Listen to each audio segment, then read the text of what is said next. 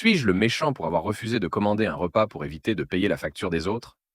Je suis un homme de 27 ans et depuis l'université, je fais partie d'un petit groupe d'amis, environ 8 personnes. Pour vous donner un peu de contexte, 2 personnes de ce groupe, Suzanne et Greg, sont de vrais parasites. Par exemple, lorsqu'on sort déjeuner, ils commandent systématiquement les plats les plus chers, puis sortent une histoire triste sur leurs finances, pour finir par refiler une bonne partie de leur addition aux autres. Le week-end dernier, Dan, un des membres du groupe, m'a parlé d'un dîner informel. Je lui ai dit que je ne viendrais pas si Suzanne ou Greg étaient pas présents.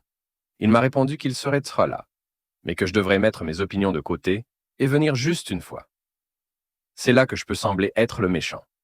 J'ai accepté et dit que je viendrais. Le jour du dîner, je me suis présenté et tout le monde a commencé à discuter. Quand on a commencé à passer les commandes, la plupart des gens ont pris des plats autour de 40 $. Nous étions 6.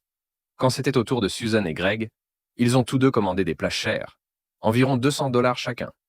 Quand est venu mon tour, tout le monde m'a regardé, mais j'ai juste pris le menu, pointé une Miller Lite à 4 $ et envoyé le serveur. Dan m'a demandé pourquoi je ne commandais rien, et j'ai répondu que je n'avais plus d'appétit. 2 autres amis se sont levés pour annuler leur commande et prendre juste des boissons. Quand les plats principaux sont arrivés, j'ai vu Suzanne et Greg picorer dans leurs assiettes. Ensuite, le serveur a apporté l'addition. Greg l'a attrapée et a demandé à ce qu'elle soit divisée en 6 parts égales.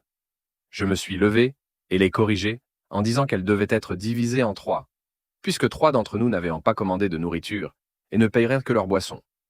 Greg m'a regardé, confus, et m'a demandé pourquoi, puisqu'on partageait toujours l'addition.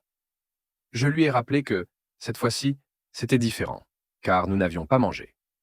Au final, Dan, qui avait commandé pour environ 50 $, s'est retrouvé avec une addition de 146 $ et 98 centimes. Oui, je me souviens du montant exact. J'ai juré que sa mâchoire s'est décrochée en voyant le ticket.